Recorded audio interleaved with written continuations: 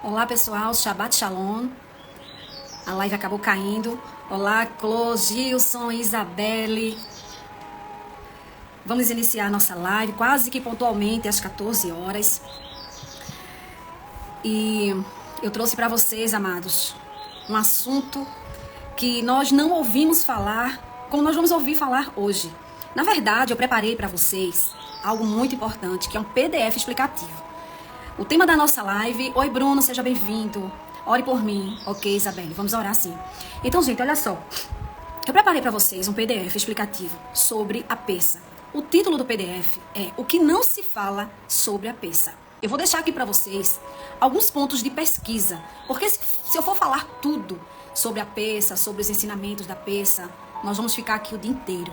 Então, eu vou dar para vocês alguns pontos de pesquisa e vou deixar com a curiosidade de vocês, tá bom?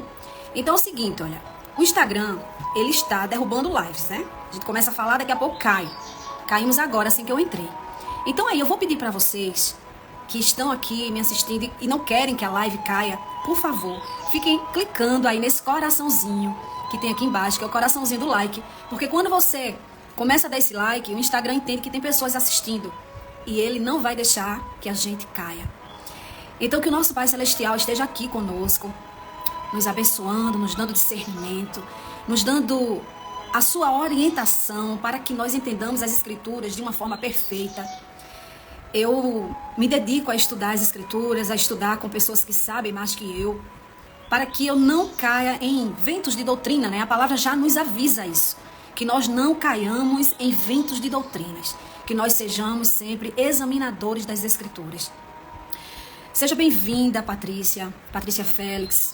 Continue aí deixando o seu likezinho, deixando o seu coraçãozinho para que a nossa live não caia. Então, gente, o que é que eu vou falar para vocês aqui nessa live? Vamos deixar que algumas pessoas cheguem também. Eu sei que muitas pessoas não podem estar aqui conosco nesse horário. São 14 horas, muitas pessoas estão almoçando, né? E até com suas famílias, muitos já estão em comemoração de Páscoa. Mas aí, essa live vai ficar gravada e vocês podem ver depois. O importante é que vocês vejam. Não importa quantas pessoas estejam aqui online comigo. O que importa é que vocês assistam essa live depois. E o que eu vou falar para vocês, queridos irmãos, é sobre por que é que o mundo separa essa questão de Páscoa judaica e Páscoa cristã. Nós precisamos entender isso. Outra coisa que eu vou falar é sobre o que é verdadeiramente a peça. Boa tarde, Joselita, seja bem-vinda. O que é que não pode faltar na peça, na Páscoa? O que realmente é a Santa Ceia? Como ela deve ser celebrada? E uma pergunta que ninguém faz é: qual o verdadeiro dia da ressurreição do Messias? Porque as pessoas não perguntam isso justamente porque todo mundo tem certeza de qual é o dia que o Messias ressuscitou. Você também tem essa certeza? Vamos ver, né? O que é que ocorre. Então, gente, é o seguinte, deixa eu abrir aqui o meu PDF, né? Você depois pode entrar em contato comigo, tá?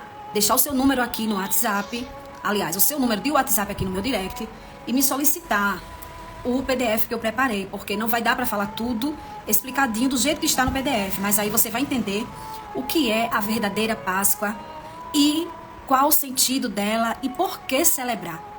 Muita gente acha que tem essa informação, que sabe exatamente o que é Páscoa, mas eu vou falar para você aqui e talvez você não saiba. Talvez, né? Porque eu sei que muita gente já sabe como celebrar a peça de uma forma excelente, de uma forma exata. Olá, Elson, meu querido, boa tarde. Eu estou dando aqui uma introdução sobre a live e depois, se você quiser participar comigo aqui ao vivo, é só assinar que eu libero para você entrar. É até melhor porque vai me ajudar na explicação. Tanto você como o André, que já está aqui. Então, gente, é o seguinte, vocês estão me ouvindo direitinho, né? Vamos lá. Então, o que é a peça? Gente, a peça significa literalmente passagem, né? Páscoa é na língua portuguesa. No Brasil se chama Páscoa, mas nos escritos originais, no idioma original, em Israel, se chama peça. E essa passagem, ela vem justamente para comemorar a passagem do povo israelita que saía do Egito. E que povo israelita é esse? É o povo hebreu. O povo hebreu, ele teve a libertação daquele governo mau do Egito, né? E ali o Mar Vermelho se abriu. Eu não preciso nem explicar para vocês essa questão do Mar Vermelho se abrir para o povo de Israel passar, porque isso já está descrito na Bíblia, vocês escutam muito isso nas denominações de vocês, existem louvores falando sobre isso, né? Então não tem necessidade de eu explicar essa passagem, mas o que eu estou dizendo para vocês é que ali exatamente estava acontecendo a libertação do povo hebreu. E uma coisa que nós precisamos atinar, gente, é que a Pessa é a primeira festa do calendário bíblico. As pessoas dizem assim, existem festas judaicas. Não são festas judaicas, são festas do Criador, festas das Escrituras Sagradas. E essas festas fazem uma conexão especial de nós, povo do Criador, com o povo de Israel. Todas as festas bíblicas nos mostram o Messias. As pessoas têm o hábito de achar que o Messias só aparece nas Escrituras lá em Mateus, Matitiarro, quando ele nasce, né, da sua mãe e vem ao mundo. As pessoas não conseguem enxergar o Messias de Mateus para trás. E o que é mais importante é isso, gente. Nós vemos o Messias lá atrás, desde a Gênesis, né, lá no Êxodo. Então, essa passagem que o povo de Israel teve ali no Mar Vermelho nos mostra justamente quando o Messias viria para a terra para libertar o povo da escravidão dos seus pecados. Seja bem-vindo, Carlos João, achadinhos da Gabi, sejam todas bem-vindas. Seja bem-vinda, minha amiga Rama, minha amiga há mais de 20 anos, Rama, está aqui comigo, muito obrigada. Então, continuando, queridos, a primeira festa bíblica, e Melry também, Melry está aqui, oh amiga, eu fico tão feliz de estar aqui nesse ambiente, né, nessa live espiritual, congregando com vocês virtualmente, né? Eu sinto o poder do Espírito aqui comigo, porque eu me sinto abraçada por vocês, né, que estudam comigo, que oram comigo, que compartilham comigo a vida de vocês, né, e eu também compartilho a minha vida, então é muito bom ter amigos, gente. Maravilhoso. Então, eu me sinto mais segura de falar, porque eu sei que vocês estão me entendendo, né? Então, gente, vamos lá, vamos voltar aqui. Então, a Pessa é a primeira festa do calendário bíblico. E logo em seguida, a Pessa vem a festa dos pães asmos. É uma coisa que nós não costumamos observar. Logo que termina a Pessa, entra os pães asmos. Então, nós precisamos fazer tudo aquilo que a Bíblia nos manda. Durante 7 dias, a partir do primeiro dia da Pessa, nós precisamos retirar todo o fermento das nossas casas. E isso é uma ação simbólica também, para que nós tiremos o fermento da maldade de dentro de nós, o fermento da Lashon Hará. Quem não sabe o que é Lashon Hará, é a língua maldita, a língua maledicente, aquela língua da fofoca, língua de palavras torpes, língua de julgamentos, né? Que o nosso Pai nos abençoe para que nós vejamos mais e mais os nossos próprios defeitos, né? Quem nunca observou defeitos dos outros, quem nunca julgou a vida dos outros, né?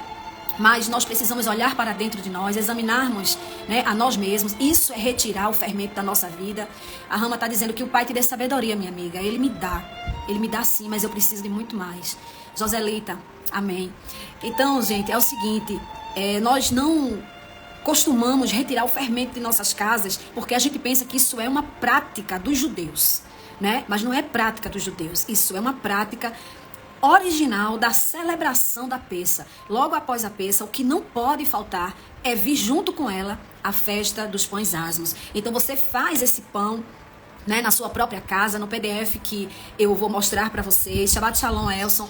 Eu vou mostrar para vocês como fazer esse pão, como comer esse pão durante os 7 dias. Então isso aí não pode faltar, gente, de forma nenhuma, tá certo? Então essa é a primeira festa bíblica, é a Pessa. A segunda são os pães asmos.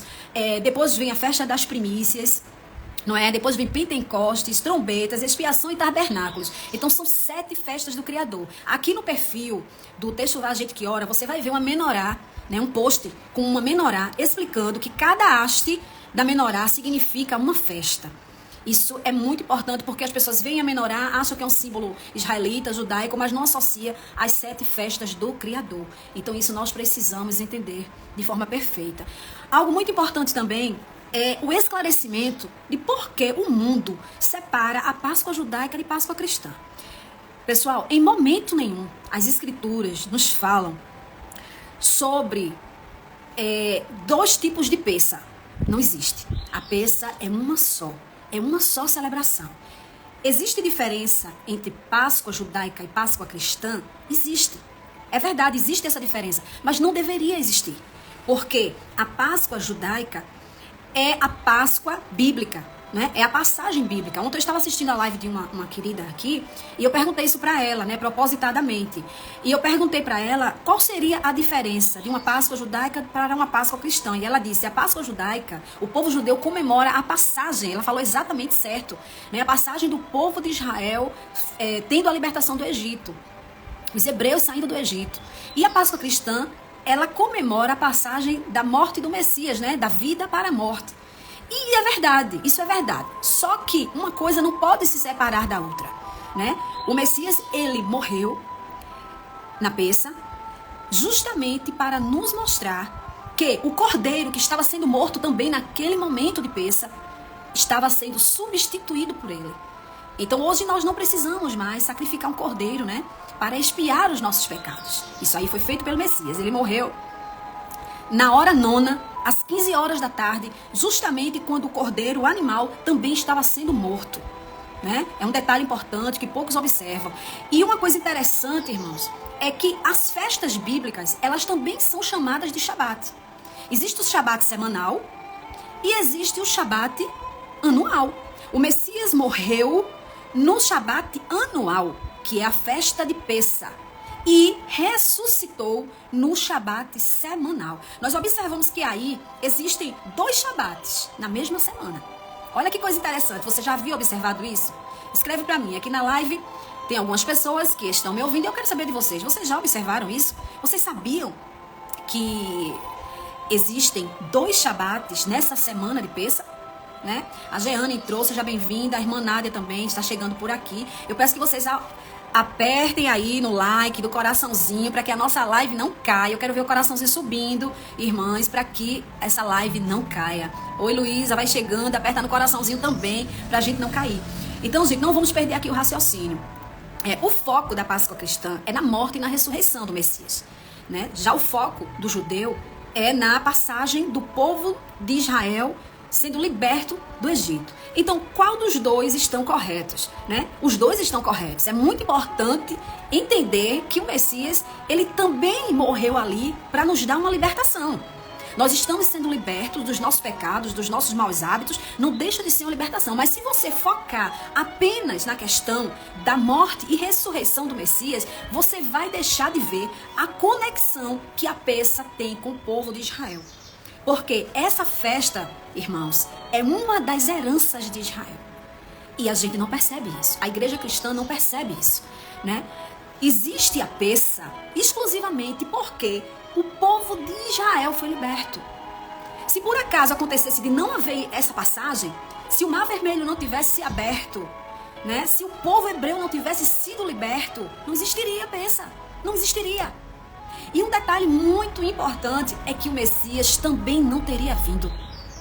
Não é importante isso aí? Não é inédito? Isso é uma informação inédita, gente, que a gente não percebe, a gente não estuda isso, porque isso não se fala na peça. Por que eu digo para vocês que o Messias ele não teria vindo, né? Porque o Messias, ele veio com um único objetivo a esta terra. Ele mesmo disse, não sou eu que estou dizendo para vocês, ele mesmo disse assim: eu não fui enviado senão as ovelhas perdidas da casa de Israel. Gente, presta atenção nisso, isso é muito sério.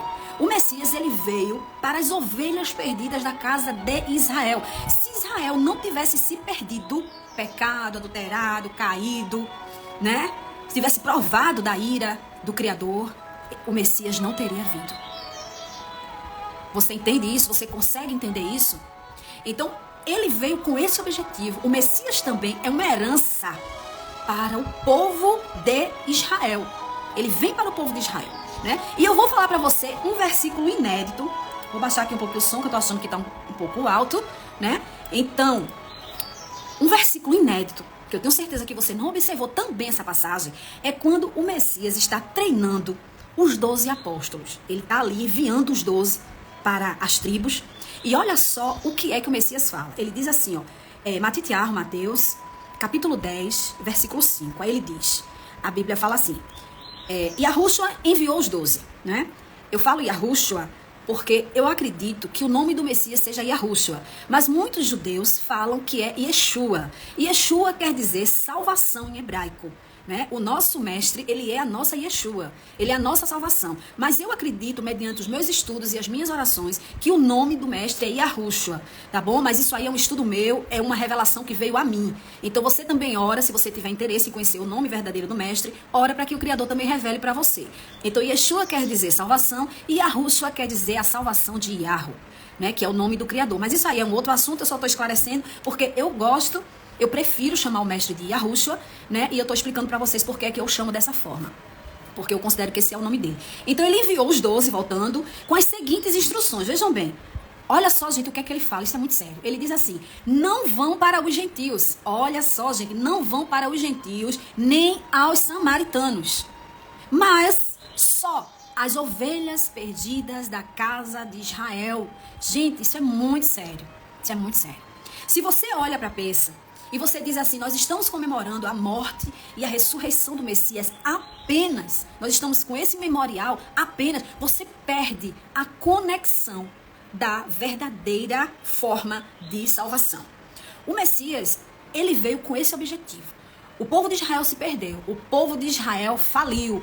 Mary está dizendo assim, ele também me revelou. Eu conheço a história de Mary e eu sei que ela é uma mulher de oração. E o pai revelou que o nome do seu filho é Yahushua. Tem muitas pessoas aqui no grupo, Techuvá, gente que ora do WhatsApp, que tem esse mesmo testemunho, né? Mas se você prefere chamar o Messias de Yeshua, eu acredito que não tenha problema, porque isso quer dizer salvação, né? Isso não, esse verbo é um verbo, Yeshua é um verbo, salvação, e quer dizer salvação em hebraico, que é muito importante também. Então, cada um tem a sua comunhão com o Criador, cada um tem a sua revelação, né? Eu acredito que ele não seja de confusão, ele mostra a verdade a cada um que se propõe, mas aí a comunhão é individual. O nome do mestre só não é Jesus Cristo, tá certo? Porque esse nome é um nome grego e o Messias tem nome hebraico. O Messias tem nome hebreu porque ele é hebreu, ele é israelita nato. E nomes hebraicos não se mudam, porque eles são sagrados. Eles têm significados sagrados e não pode se mudar. Muito menos para nomes gregos, porque nomes gregos são muito mitológicos. Vocês conhecem a mitologia grega? E cada nome mitológico grego, ele tem um significado a um deus pagão. Então, esse aí também já é um outro assunto e a gente vai perseverar aqui no assunto da peça. Então, queridos irmãos, conforme as escrituras, né? A festa de Pêssah é uma festa instituída pelo Criador, mas não vamos perder o nosso foco de entender... Cadê aqui o meu slide? Sumiu o meu slide. Né? Não vamos perder de entender essa conexão da salvação de Israel com a passagem, com a vinda do Messias. Não é isso? O Messias, ele é o nosso corban, ele é o nosso cordeiro substituto, e ele veio exclusivamente com esse objetivo. Então, na passagem da Pêssah, né, aquelas pessoas que foram também enxertadas em Israel, elas comemoram essa passagem. Né? E como é que eu vou ser enxertada em Israel? Quando você é enxertada em Israel, você assume a sua identidade israelita, porque se tem uma coisa que roubaram de nós, foi a nossa identidade. Né? Roubaram a identidade do mestre. Muitas pessoas acham que o Messias de Nazaré se chama Jesus Cristo, né? Roubaram a identidade dele, mas também roubaram a nossa. Porque quando nós estamos, né, muito voltados a teologias, nós não enxergamos que também podemos ter uma identidade israelita. Quando o Messias diz assim, quando o Criador fala assim, o meu povo que se chama pelo meu nome, é porque o povo dele sabe o nome dele. Você diz assim, não é tão importante, né? O nome do Messias não é importante, essa questão de nome só confunde a mente das pessoas, separa as pessoas. Não, gente, não separa. Aquele que sabe o nome do Criador e chama pelo nome dele, ele considera, ele tem por importante. Você recebe muitas bênçãos, sim, em nome do Messias. Quando chama ele de Jesus, recebe, eu recebi. Eu orava muito em nome de Jesus, né? Quando eu não conhecia a verdade sobre o nome dele. Mas eu estava onde? Eu estava no tempo da ignorância e muitas pessoas ainda estão. Então nomes são importantes sim, porque você, eu tenho certeza, você não quer ser chamado por o nome de outra pessoa. Eu tenho certeza que não. O meu nome, ele tem 2 N's no meio. Mas tem gente que escreve com um N só. E só por causa disso eu digo, não, meu nome tá errado, né? Eu tenho certeza que você também, se alguém chamar seu nome errado, você vai corrigir. Mas se alguém não sabe o meu nome, ela pode me chamar do que ela quiser. Ela não sabe. Ela tá no tempo da ignorância, ela não sabe. Assim acontece com o mestre. Aí Elson tá dizendo assim, Yeshua está ligado ao seu ministério, que ele viria desempenhar pelo Pai, salvar o seu povo dos seus pecados. Os dois nomes fazem parte da cultura hebraica. Yahushua ou Yeshua não muda em nada. Amém. Não muda em nada, né? O que não pode e o que não está certo é chamar o mestre de Jesus Cristo, porque esse não é o nome dele. Agora foi como eu expliquei, irmão Elson, que realmente, né, Yeshua é salvação e Yahushua é salvação de Yahoo. Eu particularmente também acho que não muda. Eu acho que não muda. Mas quando eu orei e perguntei ao Pai qual seria o nome do seu filho, a revelação que me veio em sonho foi Yahushua. Tá certo? Mas pode ser que realmente não mude em nada. Então, queridos, vejam bem, vocês entenderam essa parte de que o Messias, gente, é o seguinte, olha, quem quiser entrar comigo aqui ao vivo, é só pedir, tá? A gente divide aqui a salinha e a gente começa a conversar, porque às vezes eu fico aqui falando sozinha, me foge aqui um pensamento, e quem entrar ao vivo já me ajuda também, né, nessa explicação. Então, por favor, quem quiser entrar ao vivo, acene. O irmão Elson Batista é um irmão que ele conhece muito da palavra, né, conhece muito dos ensinamentos hebraicos, então eu teria o maior prazer de recebê-lo aqui comigo e dividir essa salinha. Então, gente, é o seguinte, a Páscoa cristã, ela é a mesma Páscoa bíblica? Olá, Rita de Cássia, tudo bom, querida? Seja bem-vinda. É a mesma Páscoa bíblica? Veja bem, as pessoas dizem assim, né? Eu vou ler exatamente o que está aqui no PDF. A peça, como descrita nas Escrituras, não é a Páscoa dos judeus, como muitos dizem, nem é a mesma comemorada pela sociedade religiosa em geral. A peça é uma festa fixa e deve ser comemorada de forma única por todos, né? Porque quando o Criador diz assim, eu vou dar um mandamento para Israel, ele está falando das 12 tribos. E tem muitas pessoas que dizem que são gentias. Eu sou gentio. Já ouviu alguém falar isso? Eu sou gentio. Oi, querida Jo, tudo bem? Eu entendo, meu amor, que você vai precisar sair. Boa tarde, minha linda. Então, aqui, um minutinho. Vê a solicitação. Olha, André pediu participar também, que eu lhe coloco aqui na salinha. Tá bom, gente? Então é o seguinte, olha. Outra coisa que nós precisamos entender é que Israel tem 12 tribos. Quando a gente fala em mandamentos do Pai, chegou o André. Olá, André. Elson. Shalom. Elson, peça aí para entrar, que eu também coloco você. Fica nós três aqui na salinha, tá certo? Então, veja bem, gente. É o seguinte. Oi, André, boa tarde. Eu vou só falar isso aqui para você começar a falar a sua explicação, tá certo? André trouxe um assunto aí para contribuir com a nossa live e ele vai falar e eu tô só esperando também porque eu quero aprender. Oi, Mônica. Tudo bom, querida? Então, é o seguinte.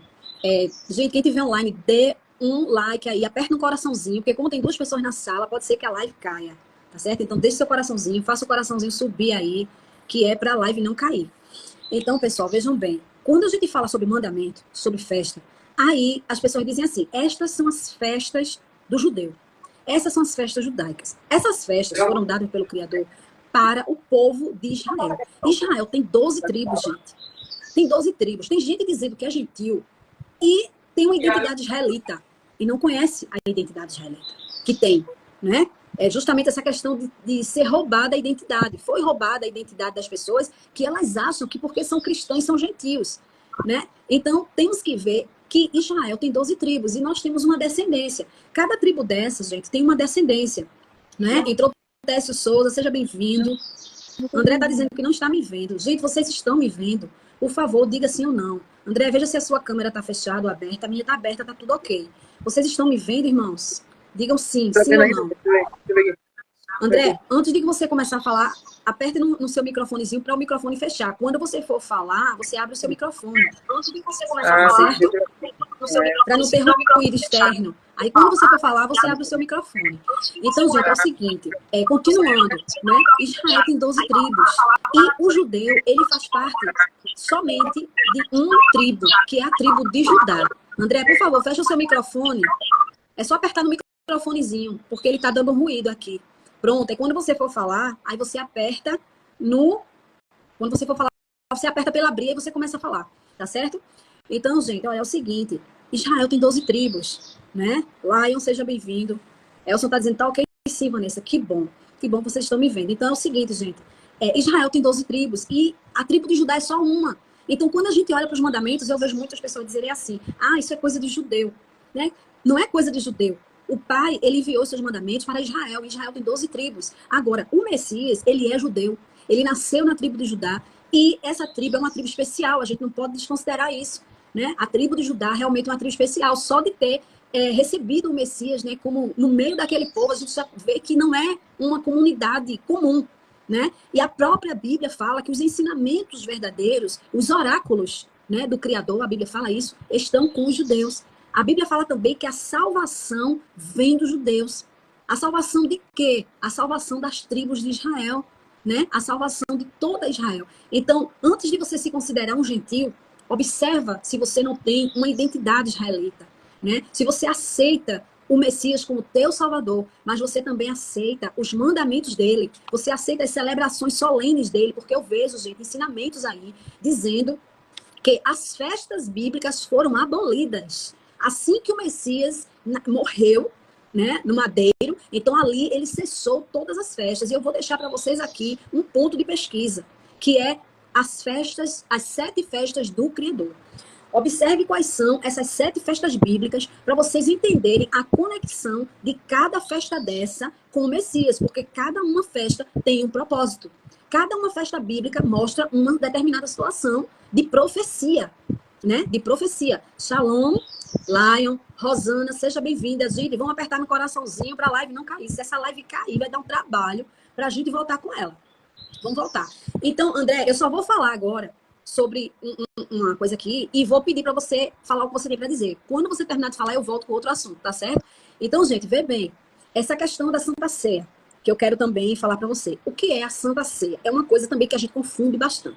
Nós, quando estamos dentro de uma denominação religiosa cristã, nós saímos das nossas casas e vamos para tomar a ceia, né? A gente sabe que existe aí cultos da Santa Ceia, dia da Santa Ceia, e pessoas fazem Santa Ceia, mesmo quando não é na peça, né? Uma coisa que precisa ser corrigida é isso aí. Santa Ceia é para dentro da peça, gente. A peça é que tem Santa Ceia.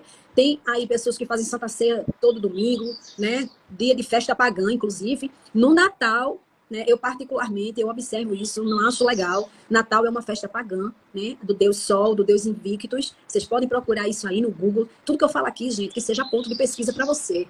Lá eu tá dizendo cisternas romanas.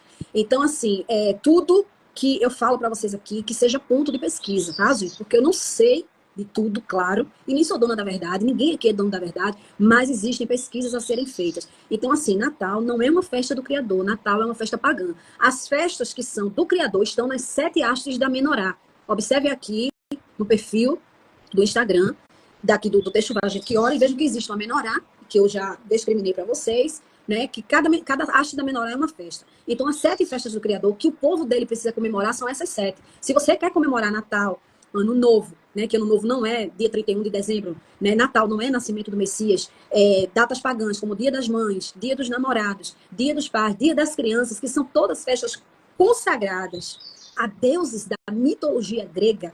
Então eu vejo que dentro dessas festas, né, que muitas doutrinas se arrumam, né, enfeitam estabelecimentos, enfeitam denominações para receber o Dia dos Namorados, por exemplo, que é uma festa totalmente pagã, e muitas vezes nessas festas tem Santa Ceia. O Natal tem Santa Ceia, de certeza. Porque eu já participei de muita congregação religiosa e eu vi Santa Ceia dia de Natal. Então misturam-se, né, o santo com o profano, né? Mistura-se o santo com o profano. E ceia é uma coisa especial que aconteceu no dia da peça, né? Um dia antes da peça, no caso, que foi um dia antes da morte do Messias. Então é o seguinte, é importante destacar que o memorial da Santa Ceia, que é esses que eles fazem dentro das denominações religiosas, elas não anulam a celebração da Páscoa. E eu quero que você observe aí na sua Bíblia, lá em Lucas, capítulo 20, versículo 22, que diz assim: da mesma forma, depois da ceia, veja que coisa interessante, depois da ceia, tomou o cálice, dizendo: este cálice é a nova aliança do meu sangue, derramado em favor de vocês. Então, depois da ceia, o Messias partiu o pão e o vinho. Não é isso? Depois da ceia, foi que houve a questão de ele mostrar o cálice. Mas o que é a ceia? A ceia é aquele ato que a gente vai ali e parte aquele pãozinho e aquele vinho? Não. A ceia é um jantar. A ceia é um jantar. Dani Lacerda, seja bem-vinda. Sidmar, seja bem-vindo. Lá está dizendo, isso aí é a teologia da substituição. E é triste. Realmente, é muito triste. né? Eu tinha até esquecido, anotei para falar e acabei esquecendo. Tá vendo como é importante a interação de vocês, a questão da teologia da substituição, porque esse aí é mais outro ponto de pesquisa, né? Se você for observar a peça somente pela morte e pela ressurreição do Messias, você não vai entender o que aconteceu nessa questão da teologia da substituição, né? Porque Israel, irmãos, precisa estar em tudo. As tribos de Israel, o plano de salvação é para Israel, as bênçãos, as profecias é para Israel. Se você retira a conexão com Israel, de festa bíblica, de salvação, do Messias, da morte dele, da ressurreição dele, da vinda dele, da preparação dos apóstolos, se você retira Israel dessa conexão, você não vai entender de forma nenhuma as escrituras sagradas, né? Então, observe que depois da ceia foi que o Messias tomou o vinho. Então, a ceia, gente, é um jantar. Ceia é um jantar. Então, tudo bem que denominações celebrem a Santa Ceia, mas tem de ter um jantar. É um jantar que o Messias, ele mostra, né? Lá, deixa eu ver qual foi o versículo que ele mostrou. Pronto, Lucas capítulo 22 e a partir do versículo 8, diz assim, olha, e a Rússia enviou a Pedro e a João dizendo, Pedro, Kefa e Yohanan, João, dizendo, esses são os nomes hebraicos deles, né? Vão preparar a refeição da Páscoa. Vão preparar a refeição da peça. Você já preparou a refeição da peça em alguma vez dentro da sua casa? É o que o Messias mandou fazer. Aí ele diz assim, ó, onde queres que preparemos? Eles perguntaram. Aí o Messias disse assim, ao entrarem na cidade, vocês encontrarão um homem carregando um pote de água. Sigam-no até a casa em que ele entrar e digam ao dono da casa. O mestre pergunta, onde é o salão de hóspede no qual poderei comer a Páscoa com os meus discípulos? Olha, eu fico arrepiada com isso, porque eu me sinto lá, né? Participando dessa ceia com ele. Então, o Messias, ele estava ali ensinando a preparar um jantar, né? Ali onde ele iria comer com os seus discípulos e com os seus apóstolos, né? Isso aí é muito importante, gente, a gente entender isso, né? Porque nós precisamos celebrar a peça da forma correta. E não da forma com que a gente... É muito complicado falar. É muito complicado falar, porque se for realmente falar o que acontece, nós somos obrigados a dizer, né, que adulteraram a questão da peça. Adulteraram a peça, adulteraram os costumes, trocaram. É como diz lá em Daniel, né? Daniel, ele tem uma profecia que vocês conhecem bem, eu acho que vocês conhecem essa profecia de Daniel, que ele diz assim, ó, que mudaram, Daniel 7:25. Ele diz assim, ó, ele falará contra o Altíssimo e perseguirá o seu povo, procurará mudar as suas leis e os seus tempos de festa. O povo do Criador será dominado por ele durante 3 anos e meio. A gente sabe que um ano para o Criador é diferente do ano para nós, né? Mas aí Daniel, ele já tinha essa profecia, dizendo que eles, né, eles eu não sei quem são, mas eles mudariam o povo do Criador. Eles, eu acredito que seja um povo que está possuído pelo mal, né? Porque uma pessoa que muda festas do Criador, ela não pode estar em outra situação a não ser possuída. Quem muda escritura, quem muda festa, quem muda mandamento, eu só posso crer que está possuído e que não tem nenhum temor e nenhum temor, né? E nem deseja a sua salvação. Né? Então, Shalom, muito obrigada, Elson. Ele está mostrando aqui que o sistema mudaria. E lá eu está dizendo, em Romanos 1, diz assim, não me envergonhe do evangelho, porque é o poder para a salvação de todo aquele que crê. Primeiro do judeu, depois do grego, né? O sistema anti-Torá. Pronto.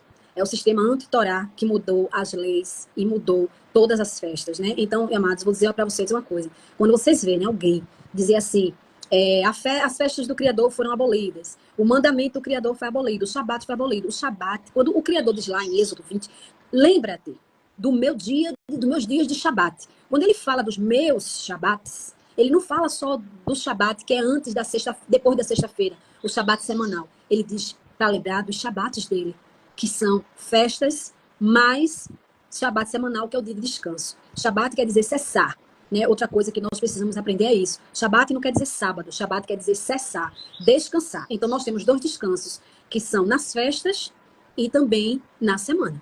Seja bem-vinda, Valquíria. Então, agora eu quero escutar um pouquinho o André, que eu vou tomar aqui um pouquinho de água. Eu peço que André abra o seu microfone e traga para nós a contribuição que ele preparou para esta live. Estou ansiosa para ouvir. Shalom, shalom a todos, um Shabbat shalom a todos.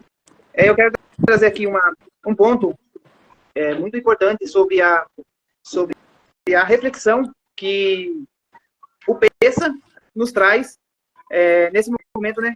Que muitos estão comemorando a Páscoa e nós estamos comemorando a passagem, que Pessa significa passagem, né?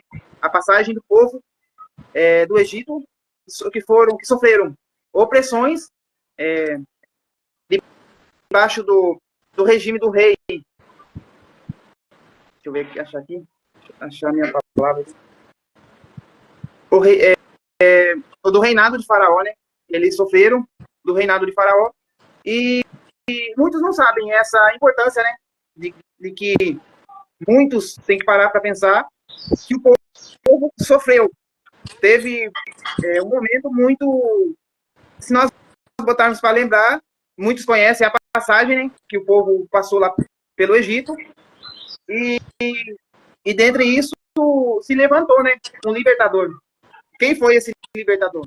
Moisés, que a palavra traduzida Moisés é Moshe, se levantou para libertar o povo que estava debaixo das mãos de Faraó e como hoje pode passar para as pessoas que hoje não sabem da história do povo que sofreu. Qual é a importância do Pessa? Qual é a importância dessa passagem? O que muitos não sabem da comemoração, o porquê nós comemoramos essa passagem, o porquê que esse significado tem nas escrituras e o porquê que nós muitas das vezes deixamos de lado e o significado é muito importante. Nós entendemos também que qual foi a direção que o próprio Criador tem dado ali a Moshe para enviar ali o significado da praga ali que foi colocado no Egito e hoje é muito importante nós sabermos uma das verdades não faladas, né, por muitos aí, que nós damos ênfase a essa passagem, onde o povo sofreu ali por perseguição, né, porque ali o povo foi perseguido no Egito por estar debaixo das mãos de Faraó. É como se estivesse, por exemplo, no tempo de hoje, nós viver debaixo das mãos e não poder governar, né? Porque os governantes ali do Egito praticamente era só Faraó, né? Então todo o povo que passou por esse momento, é por isso que a festa do Pessa é um motivo de nos alegrarmos, né? Alegrarmos junto com o povo que ali estava. Hoje é um momento de alegria, de comemorar esta linda passagem, né? E esse é o ponto que eu quero deixar e que as pessoas possam refletir sobre esta passagem, que ela é muito importante, não só para os judeus, né? Porque muitos dizem, essa festa é só para os judeus. Os judeus são uma das tribos, né? São 12 tribos. Eu não quero entrar em fazer essa passagem, porque a palavra ela é sobre a passagem, né? Passagem do povo. É esse ponto que eu quero dizer, que é uma repetição muito boa, que nós venhamos a celebrar, né, com nossos irmãos judeus, nossos irmãos que levanta a bandeira das 7 festas bíblicas que nós estamos comemorando. E é isso aí, esse é o ponto que eu quero enfatizar, tá bom? Fica aí o meu ponto, não é muito explicado, mas é momento de refletirmos, né, durante essas festas. É verdade. Então é o seguinte, veja bem, eu fixei aqui um comentário, né, que eu mesma fiz aqui com outro perfil, aí eu perguntei, eu pedi, né, para que vocês fizessem perguntas. Então, se você tem alguma dúvida, se você discorda até de alguma coisa que a gente falou aqui, eu peço que você deixe o seu comentário e nos ajude, né, a falar mais um pouco sobre essa live. Gente, agora eu quero falar para vocês sobre outro assunto, que é bem polêmico, né? Bem polêmico, porque, como eu falei para vocês, eu vou falar com relação ao dia da ressurreição do Mestre. Por que é que ninguém tem essa dúvida de perguntar assim, qual é o dia da ressurreição do Messias? Porque todo mundo tem a certeza que o Messias ressuscitou no domingo, né? Quem aqui tem certeza que o Messias ressuscitou no domingo? Seja bem-vinda, Rosângela, né? Então, a irmã Norma falou que estava falhando. Está falhando ainda, irmã? Então, vejam bem. Vocês têm certeza que o Messias ressuscitou no domingo? Por que é que o Messias falou que ele seria o Senhor do sábado? Por que ele falou isso? Eu sou o Senhor do Shabat. Então, vamos entender uma coisa que eu comecei falando para vocês, não sei se vocês estão lembrados, que eu disse que na semana em que o Messias morreu, houveram 2 Shabats na mesma semana. O Shabat Pessa, que é a festa bíblica chamada de Shabat, e o Shabat da semana, que é o sábado, que a gente considera aqui no Ocidente como sábado, né? E o sábado normal, depois da sexta-feira. Né? Por que é que o Messias ele disse que ele é o Senhor do Shabat? Vamos fazer umas pontinhas bem básicas. A morte do Messias é um cumprimento da profecia de Jonas. Vocês conhecem também a história de Jonas. Vocês conhecem a história de Jonas. André saiu da salinha, não precisava ter saído não, André. Podia ter ficado. Mas muito obrigada pelo que você falou. Muita relevância essa questão da opressão, realmente, né? Mas quem quiser entrar na salinha comigo aqui, gente, por favor, manda convite e fale aqui a opinião de vocês, o estudo não é nem a opinião de vocês, né? Que Bíblia não pode ter a opinião própria nossa. Mas falem o que vocês entendem, o que vocês aprenderam, como é que é celebrada a ceia de vocês, se vocês fazem ceia em casa, se não fazem. Por favor, acene para mim aqui, que eu coloco vocês na salinha aqui comigo e a gente vai compartilhar o nosso conhecimento com os nossos amigos que estão aqui. Deixa aí o seu coraçãozinho, aperte no like para a live não cair, tá? Por favor, minha gente. Então é o seguinte, vejam bem, essa questão da ressurreição do Mestre é algo que nós temos já, né, no nosso aprendizado, já está massificado em nós, que o Messias, ele morreu no domingo. Aliás, que ele ressuscitou no domingo. Por isso existe o domingo de Páscoa, né? Existem 2 coisas que não estão na Bíblia, que as pessoas comemoram. Primeiro, sexta-feira da paixão. A Bíblia em nenhum momento ela mostra isso. A Bíblia não mostra essa questão de sexta-feira da paixão. Você pode procurar aí na Bíblia, você não vai achar. Oi, Arlequim. Olá, Bru. Sejam todos bem-vindos. Andrews sempre assiste a nossa live. Não tinha mais aparecido. Seja bem-vindo. Faça sua pergunta, né? E fica aí à vontade quem quiser participar. Então, gente, é o seguinte. O que é que eu estava falando? O Messias, a morte do Messias, né? Então, quando o Messias morreu, estava no dia de Pessa. Você vai observar que as mulheres que estavam acompanhando ali todo aquele sacrifício do Mestre, elas deixam o corpo no sepulcro e elas vão guardar o mandamento. Assim diz as Escrituras. Não é isso? Então, ali é a Pessa. Quando ele diz vai guardar o mandamento, é porque festa é mandamento. Aquilo que você chama de festa de judeu é festa do Criador. São solenidades especiais dele, que ele chama de festas fixas e perpétuas, né? Então, elas guardaram o corpo e foram cumprir o mandamento. E naquele dia era um Shabat, só que era um Shabat semanal. E como anual, Shabat anual.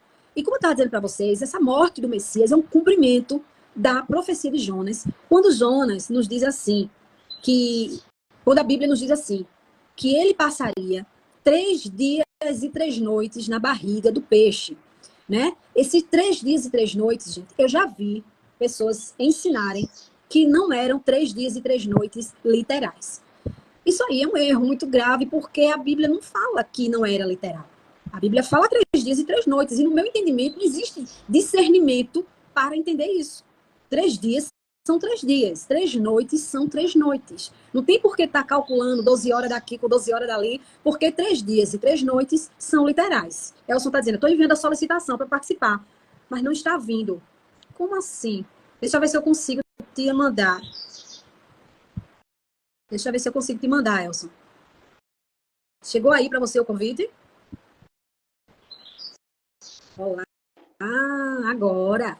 Então, assim, Elson, se você não quiser aparecer, você pode fechar sua câmera, tá bom? Você fecha sua câmera e abre o microfone. Se você não quiser aparecer, mas se quiser aparecer, foque aí no seu rostinho, tá? E o pessoal que tá aqui, por favor, coloca o dedinho no like, gente. Coloca no coraçãozinho, que é para não cair, tá certo? Vamos subir esse coraçãozinho aí pra live da gente não cair. Então, veja bem, olha. Olá, Elson, tá bom. Olha aí, o homem inteligente, ó. Nunca tinha visto o Elson, tô vendo agora. Muito prazer, viu, querido? Amém.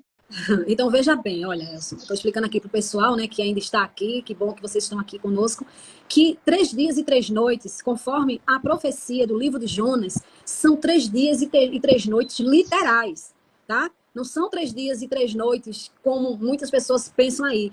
Então, o que é que acontece? O Messias, ele ficou exatamente, literalmente, 3 dias e 3 noites morto, né?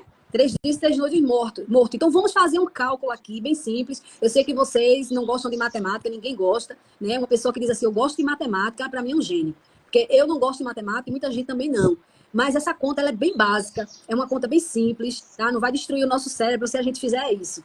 Mas olha, o Messias morreu. Se eu estiver errado, irmão Elcio, por favor, me corrija. Tá certo?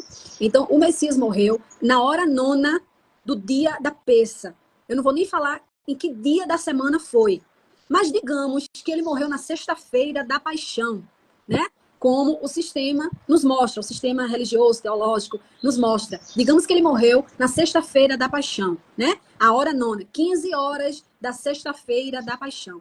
Então, no sábado, Shabat semanal, faria 15 horas à tarde. No domingo, mais 24 horas, né? Que é um dia literal, 3 dias e 3 noites, no Shabat. No domingo, então, 3 dias e 3 noites, o Messias tinha que ressuscitar quando? Na segunda-feira, né? Na segunda-feira. Como é que o Messias morre na sexta-feira da paixão e são 3 dias e 3 noites e ele ressuscita no domingo, né? É uma coisa que fica meio...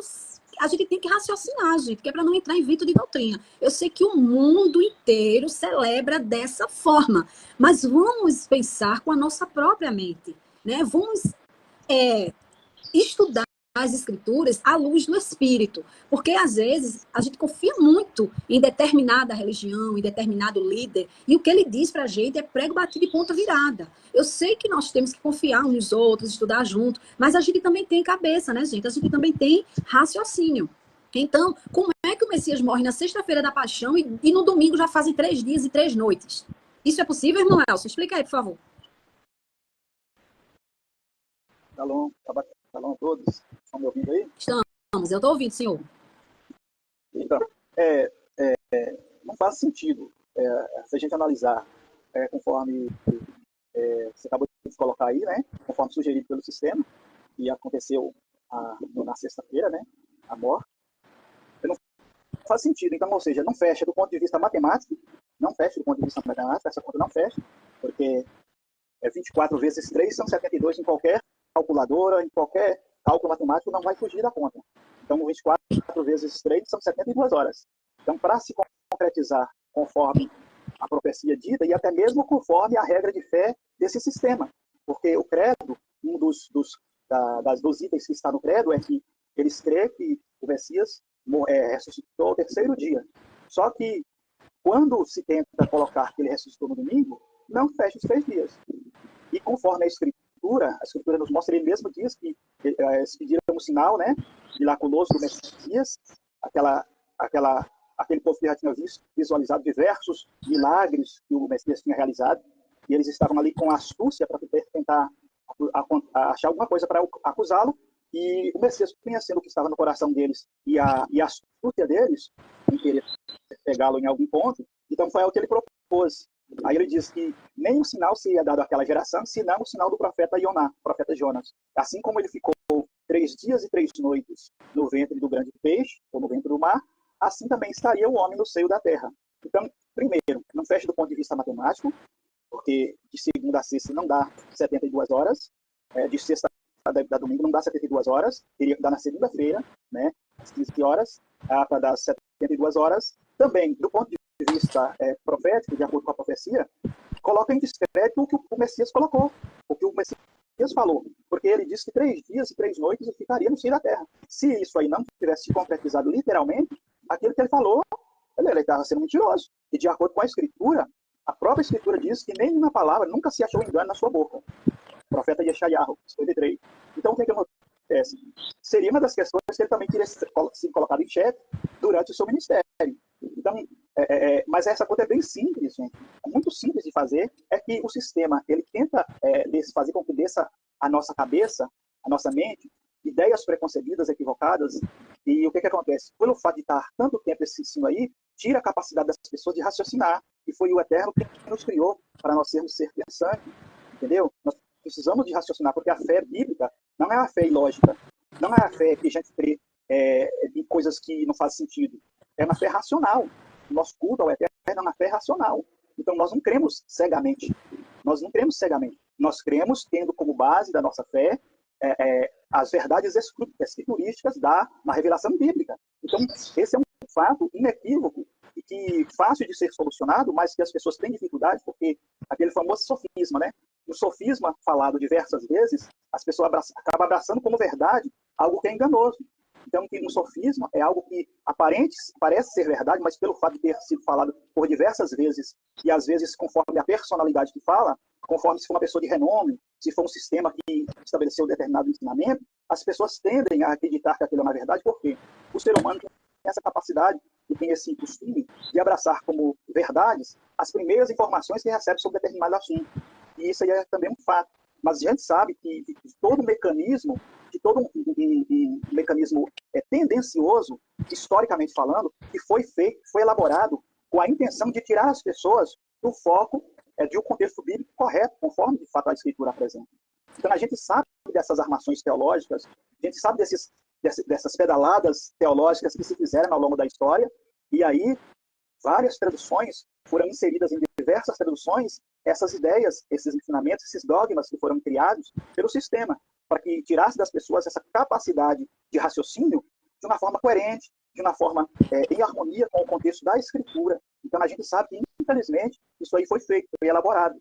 Então isso aí é exatamente a profecia que apresenta Daniel, capítulo 7, do verso 25 ao 27. O sistema, como diz 2 Coríntios 4:4, o Deus desse século cegou o entendimento dos incrédulos para que não lhes resplandeça a luz do Evangelho. Então, isso aí foi um mecanismo, e o apóstolo João, ele fala dentro desse sentido aí, que para que a gente não deva amar o mundo, nem o que no mundo há, porque aquele que ama o mundo, o amor do eterno, o amor do Pai não está nele. Esse sistema, quando João fala, lá nessa passagem, nas suas cartas, ele está falando do sistema mundano, que é o mesmo sistema desde o início da fundação do mundo, que é um sistema anti-Torá, que é um sistema que ele se levanta para se opor às instruções do Eterno, à verdade revelada nas Escrituras. Então a gente sabe que ao longo dos anos se mudaram impérios, vieram, o primeiro deles foi o Império de Nimrod, depois foi o Império Egípcio, né? Nós estamos falando da Pérsia, exatamente. A Pérsia é um momento, é um fato histórico, inclusive um dos momentos marcantes no Seder de Pérsia, é exatamente quando se tem, que é um jantar, um momento de contar para os filhos o que significa aquele jantar. É exatamente uma lembrança dos feitos do Eterno na história da nação de Israel, porque eles não viviam naquela época, porém, o povo precisa ter identidade. E quando traz à tona os fatos do Eterno, está trazendo à tona as ações de Deus ao longo da história. Nós vemos em volta de Êxodo dizer que quando as nações à volta, as nações viram o que o Eterno tinha feito com o povo do Egito, com o grande império da época, o grande império mundial da época do Egito, eles ficaram alarmados de ver o que tinha ocorrido de fato. Então, os próprios israelitas, eles ficaram boquiabertos de ver quão grande foi a ação de Deus naquele evento. Então, não existe um dos melhores ensinamentos que o Eterno queria transmitir para eles e para nós ao longo da história, como que é importante a liberdade na vida do ser humano. Não existe preço que pague o valor de uma liberdade. Então, quando nós vivemos uma vida de escravidão, nós perdemos essa noção, nós não temos esse sentimento. Assim como eles estavam saindo do Egito e já tinham saído, e eles estavam lembrando, alguns que estavam entre o povo de Israel, estavam sentindo saudade do Egito, porque eles estavam saindo da geografia do Egito, mas a mente estava lá. Então, a pior prisão que o ser humano pode estar é a prisão do pecado. E a gente sabe que o Egito, né, no âmbito espiritual, simboliza uma representação do Egito. Então, a gente precisa de saber valorizar aquela vida, a vida de livre, e fazer uma comparação, um paralelo, do que na vida de escravo que nós vivíamos anteriormente. Então, nós fomos chamados de escravos para vivermos em liberdade no Messias. E aí, dentro do reino, quem está dentro de um reino, primeiro, ele não tem vontade própria. Uma das características de alguém que faz parte do reino é que ele não tem vontade própria. Segundo, é que ele faz a vontade do seu Senhor. Terceiro, é que a vontade do seu Senhor ele realiza com satisfação, com alegria. Não é algo que é pesado, Não é algo que para ele, é difícil. Não, ele faz com satisfação, ele faz com alegria. Então, e o reino, dentro de um reino, existe um soberano. Todos os que querem fazer parte de um reino, eles precisam se submeter à autoridade máxima desse soberano. E essa constituição do reino de Deus, que para nós é a Torá, é exatamente as instruções da Torá, que é de acordo com o que nós absorvemos e procuramos obedecer com a intenção correta, né, que é chamado de Kavaná, com a intenção correta da obediência, não porque nós queremos seguir com segundas intenções, para obter alguma promessa, para obter algum milagre, para obter algum benefício, não. A gente serve e deve se submeter às instruções do Eterno, por quê? Porque o Eterno nos ama. E como ele nos ama, nós também precisamos de ter essa atitude em contrapartida de um verdadeiro filho. Não é porque ele nos proporciona a liberdade que nós vamos nos submeter às suas instruções. É porque, como filhos, nós temos que demonstrar essa atitude para com ele. E essa é uma atitude genuína e verdadeira, e só os verdadeiros filhos têm essa proatividade. E quando nós temos dificuldade e temos resistência em se submeter às instruções do reino, nós estamos sendo arrogantes, gente. Nós não somos senhores, somos servos dentro do reino do Eterno, nós somos servos. Nós estamos para servir. O próprio Messias diz que o servo não é maior do que o seu Senhor. Ele ensinando para os discípulos, né, para os talmidim, ele pega e coloca na criança, porque tinha uma disputa, né, entre eles, de qual deles era maior no reino de Deus. Ele pega na criança e coloca no meio deles. Entendeu? Aí ele diz que aquele que quiser, dentre eles, que quiser ser o maior, tem que ser semelhante àquela criança. Porque o reino de Deus, para fazer parte do reino de Deus, tem que se tornar na criança. Aí depois ele pega novamente, dentro do mesmo ensino, ele pega ao redor da mesa os discípulos e começa a lavar os pés de cada um deles, ensinando a lição de humildade. Eles também, por esse sentimento que eles tinham de querer ser o maior do que o outro. Então, aí ele ensina que aquele dentre eles que quiser ser o maior, que faça como ele, porque ele, sendo o Senhor e sendo o mestre, estava lavando os pés a todos os discípulos. Imagina eles como discípulos, inclusive o próprio Kefa, Pedro, né, não queria que se lavasse o pé dele. Aí ele falou, não, se você não quiser que lave o seu pé, você não tem parte comigo. Então aí ele pegou e já mudou de ideia. Não, então pode lavar o corpo inteiro, Yeshua. Pode lavar o corpo inteiro. Então, a gente, como servos do Eterno, e que pretendemos fazer parte do reino, existem algumas credenciais que nós precisamos ter. E a credencial principal que nós precisamos ter não é postular cargos, ou nomenclaturas, ou posições, ou coisa do tipo, porque a gente sabe que hoje é muito comum e as pessoas vislumbram essas coisas, né? A gente é a obediência ao Pai, ao Eterno. Nós fazemos parte de um reino e como pertencentes a esse reino, nós temos que entender que a soberania do soberano está acima das nossas vontades, está acima dos nossos desejos, está acima das nossas segundas intenções. Nós podemos e devemos, porque o Eterno não tira de nós a nossa capacidade de sonhar, de querer concluir as coisas, desde que estas coisas não entrem em conflito com o propósito dele. Porque quando nós colocamos em primeiro lugar, buscamos em primeiro lugar o reino de Deus e a sua justiça, disse Yeshua naquele texto, o famoso texto, né? Todas estas coisas, né, que ali do texto se referem a vestimentas, alimento, né, que está ali naquele contexto, o Pai vai providenciar. Entendeu? Então é muito importante. É verdade. E assim, entendi sim. E assim, muitas pessoas também obedecem, assim, não obedecem o mandamento porque eles alegam que aquilo ali, determinada coisa, não salva. Né? A gente percebe a ingratidão do povo com o Pai, né? Porque, como o senhor falou, né? A pessoa se obedecer porque está querendo alguma coisa, não vai adiantar, você tem que ser grato. Se a gente ama, o senhor falou o seguinte, quando a gente ama o nosso Pai, a gente tem o zelo de obedecer a Ele, o cuidado de obedecer, né? E não porque não vai ser salvo por determinada coisa. Assim é a questão da alimentação santa, né? Que muita gente diz assim, eu não vou deixar de comer isso ou aquilo outro, porque isso não leva à salvação. As pessoas dizem, olha, vamos se preocupar com o nome do Criador, nem com o Filho dele, não, que isso não tem nada a ver com a salvação. Se preocupe com a salvação, né? Não vou guardar o sábado, não, porque o sábado não salva. Então, as pessoas se ligam muito nisso, de obedecer mandamento porque querem ser salvos, e não porque são gratos. Não é assim? Então, voltando para esse assunto, realmente, da ressurreição, gente, quem tiver aqui, pode me solicitar o PDF, que eu vou mandar para vocês. Tudo isso que a gente está conversando aqui, está nesse PDF que eu preparei para vocês, e aí vai a questão da ressurreição do Messias. E poucas pessoas sabem, mas ele não ressuscitou no domingo, não tem como isso ter acontecido. né? Porque depois que ele faleceu, as mulheres deixaram o corpo, foram guardar o mandamento. E interessante é que na volta que elas foram deixar, Clô está dizendo, eu vou querer o PDF. E o Andrews, ele tinha destacado que quem fez essa mudança de dia de ressurreição foi o mesmo sistema que adulterou também a questão das festas de Natal e Ano Novo e tudo mais, né? Então, amados, o mestre, quando as mulheres foram buscar o corpo, tanto na hora, veja só que coisa interessante, as pessoas não percebem isso, tanto no momento que elas deixaram o corpo, como no momento que elas foram buscar o corpo, elas estavam guardando o mandamento. Olha só, não é interessante? Quando elas deixaram o corpo, elas foram embora porque estavam guardando o mandamento.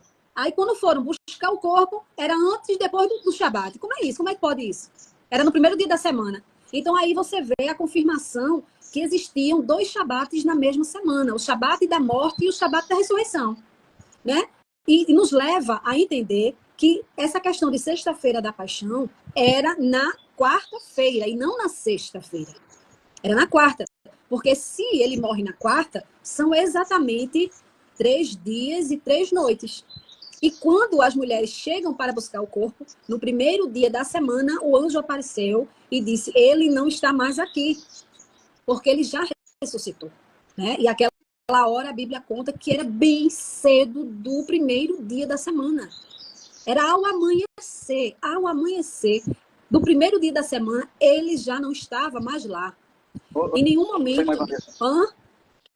E só um detalhe em relação a isso, é o seguinte, que quando fala da questão da ressurreição, é importante nós termos em mente que o dia dentro do contexto bíblico, ele não começa, né, quando começa o dia dentro do nosso contexto. Então, o dia dentro do contexto bíblico, o dia termina no pôr do sol. Esse é o contexto bíblico do dia. A gente vê lá em Gênesis capítulo 1, verso 5, entendeu? O primeiro dia conta-se tarde e depois manhã, não é manhã, depois tarde.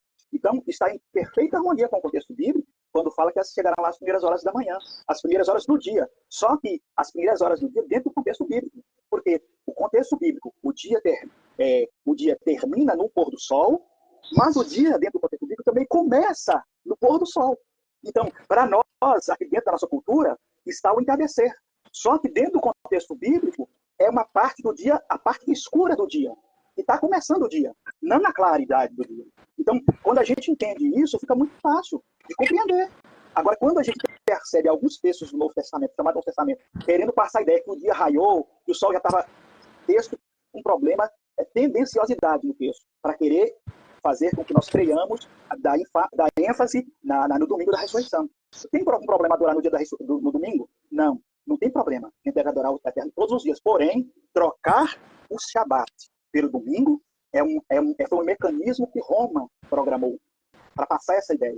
O problema não está em adorar no domingo. O problema está em dizer que o dia de Shabat foi trocado pelo domingo. E isso aí foi o sistema que trocou. O Shabat sempre foi o dia do Eterno. Esse foi o dia que o Eterno separou. Esse lá de Gênesis. Em 6 dias trabalharás, mas no 7º dia deve descansar, porque nele o Eterno cessou de todas as suas atividades. Quais atividades? As atividades dos 6 primeiros dias que ele vinha criando. Quando chega no dia de Shabat, ele pega e cessa essas atividades. Entendeu? Então, a ideia de Shabat é exatamente a ideia de cessação. Cessação de quê? Das atividades que vinham sendo feitas anteriormente, no caso do Eterno. E para nós, qual o aprendizado? As atividades, nós não devemos, por isso nós devemos separar o Shabat. Ele ordenou separar o Shabat para torná-lo. Você falou aí no começo da live. Zahor, Letion, Hashabat, Lekadsho. Lembra-te do dia de Shabat para o torná-lo santo, para o torná-lo separado. Ou seja, é um dia que a gente tem que fazer nesse dia, separá-lo.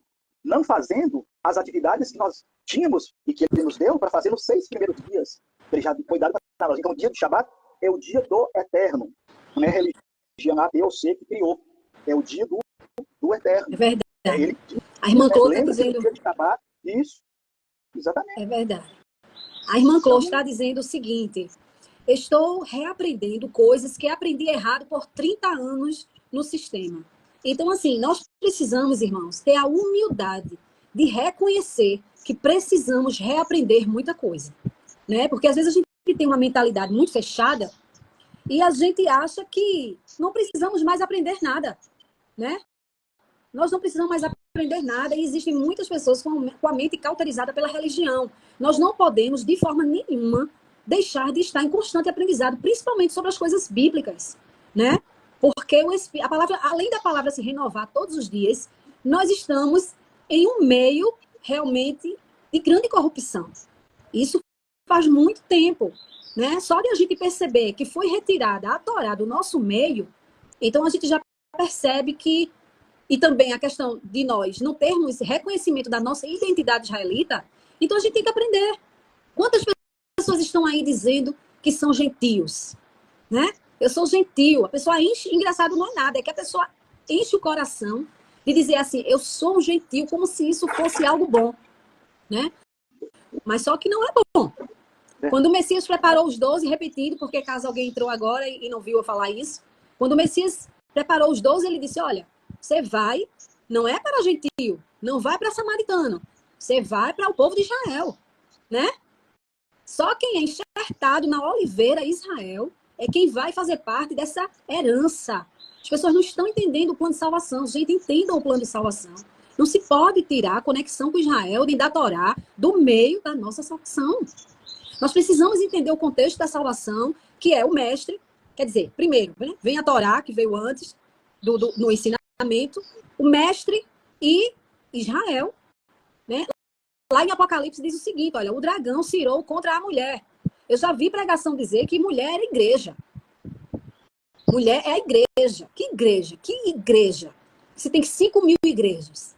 Igrejas no termo denominação religiosa, né? Mulher, no meu entendimento, é Israel, não é, irmão? Ou não? Israel, nós vemos isso bem, bem claro, de uma forma muito clara. Por exemplo, no profeta Joel, quando ele fala para o profeta Joel para ele se casar com uma prostituta. Então, aquilo ali é uma exemplificação do relacionamento do Eterno com Israel.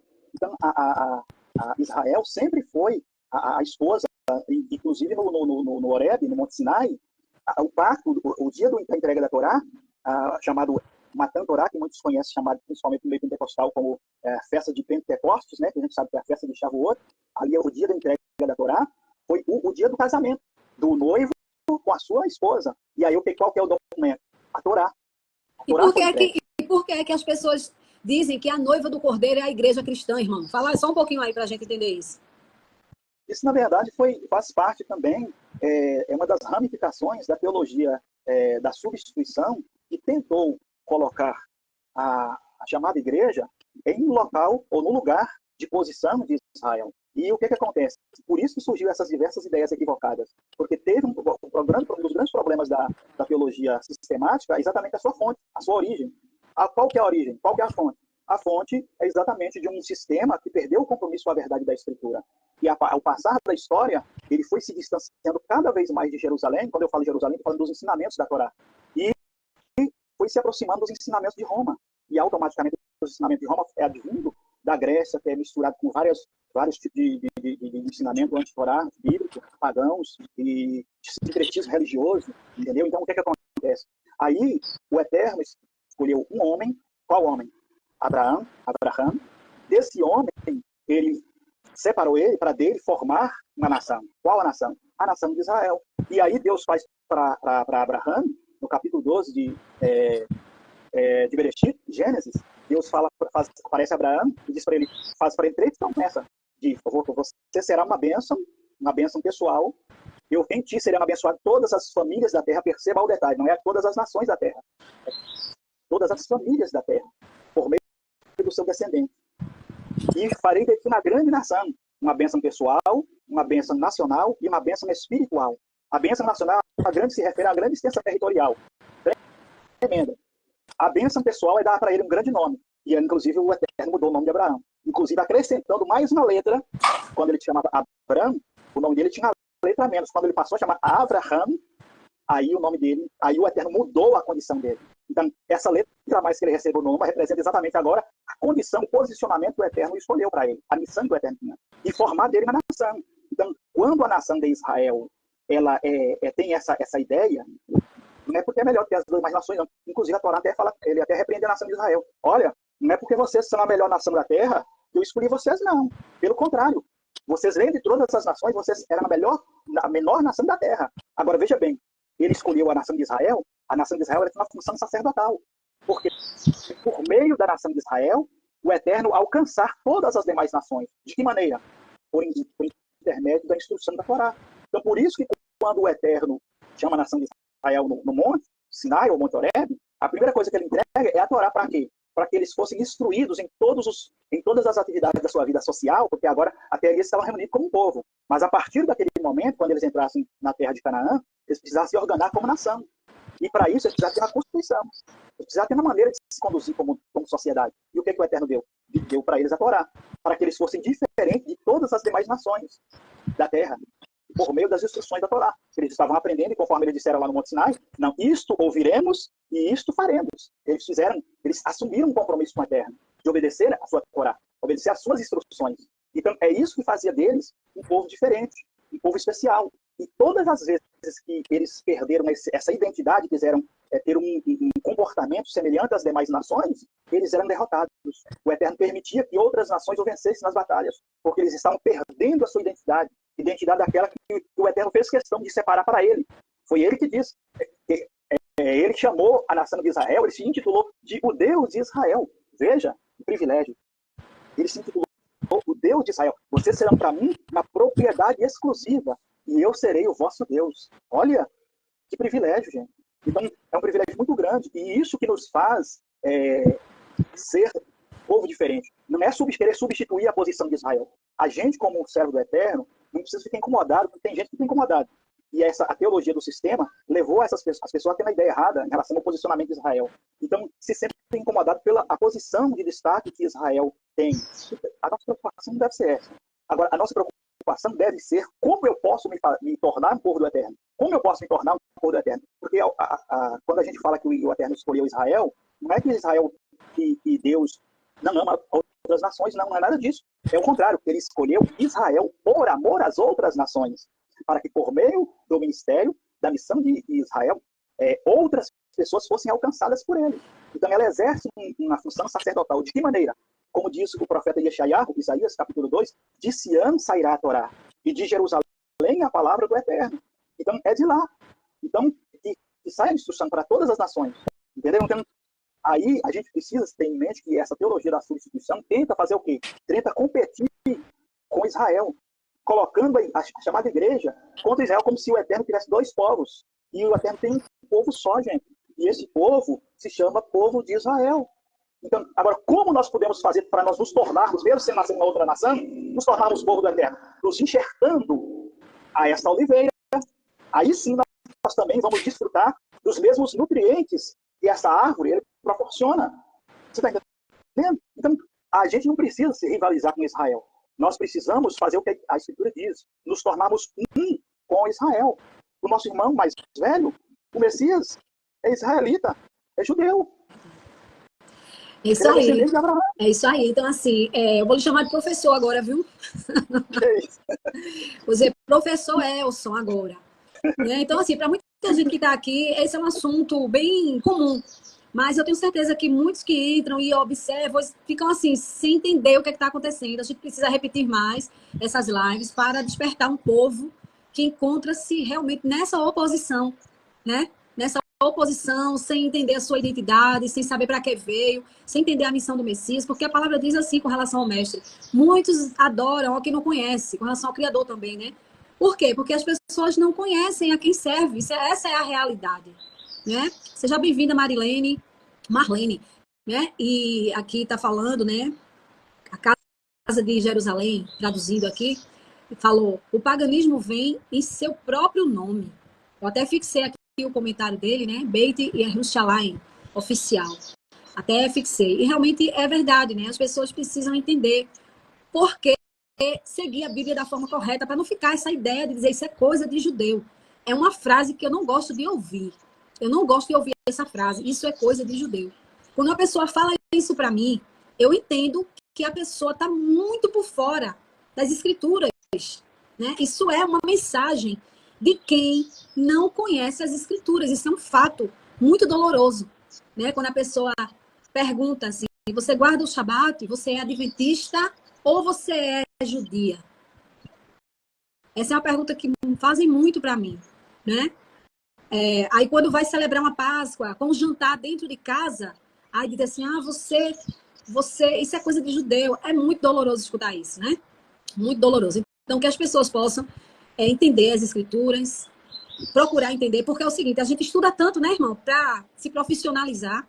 Todo profissional hoje, seja médico, advogado, psicólogo, engenheiro, qualquer profissão que a pessoa estuda para obter o seu sustento, a pessoa passa no mínimo 6 anos dentro de uma universidade. Então, por que é que um lugar que a gente vai ficar a vida inteira, a nossa vida eterna, as pessoas estudam tão pouco, né? A palavra diz não, desculpa.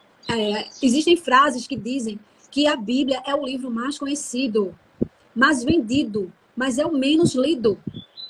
E quando as pessoas leem, sempre leem de forma tendenciosa, né? A gente vê os cursos de teologia, existe teologia de várias denominações e cada ramificação daquela teologia vai ensinar o que aquela denominação quer que você aprenda. É diferente a teologia adventista para a teologia da Assembleia de Deus, para a teologia presbiteriana. Cada uma tem a sua teologia. É muito arriscado, gente. Isso é muito perigoso para a nossa alma. Então, vamos nos dedicar. Isso é importante, assim, dentro do que está falando aí, mais importante do que teologia, porque as teologias, a teologia sistemática, ela é tendenciosa. Ela é o conceito de cada denominação, conforme você citou em cada uma delas. Mas é importante a gente conhecer, além de teologia, conhecer o contexto bíblico original. A gente conhecendo o contexto bíblico original, a gente vai aprender a teologia saudável da Escritura, sem nenhuma tendência denominacional ou doutrina humana, sem influência. Então, a Escritura, ela é harmônica. Foi o mesmo Rua HaKodesh, o Espírito do Eterno, que, por meio dos seus autores, escreveu de Gênesis a Apocalipse. Agora, o sistema tentou fazer com que o chamado Novo Testamento entrasse em diversos momentos em contradição com o Antigo. Isso aí faz parte do malabarismo, das pedaladas teológicas que foram dadas ao longo da história para tentar se convencionar uma nova religião com a vinda do Messias, como se ele viesse fundar uma nova religião. E agora, o chamado Antigo Testamento, agora tudo ficou invalidado, tudo agora ficou para trás, até foi com essa ideia que colocaram o nome, né, com a intenção pejorativa de Antigo Testamento, e com a intenção pejorativa também que criou-se o Novo Testamento, essa nomenclatura, tá? Tertuliano, inclusive, né, chamado pai da igreja, um dos pais da igreja, que criou isso aí. Então, o que acontece? Com essa intenção, então a gente precisa de ter em mente que a Escritura, por isso que a base da Escritura é a Torá. É o filtro que a gente tem que filtrar todo o ensinamento da Escritura, porque mais de 66% da Escritura tem como base a Torá. Mais de 66%. Inclusive o próprio Apocalipse. Então, porque as pessoas, como o sistema tentou tirar das pessoas se aproximar desse entendimento, por quê? Porque aí ficaria fácil de manipular as pessoas. Então, é verdade. Cada vez mais, na medida que eles foram se distanciando dos ensinamentos de Jerusalém, eles, com os seus ensinamentos, com os dogmas que eram criados, a tendência é induzir as pessoas a se distanciar também. Então, a gente precisa ter entendimento. E aí facilita, quando a gente vê um texto do Novo Testamento, o chamado Novo Testamento, e entra em contradição com a Torá, a gente já fica com o pé atrás. Ou aquele texto foi mal traduzido, ou foi traduzido de uma forma tendenciosa. Com certeza. É verdade. Então, querido, vamos encerrar a nossa live.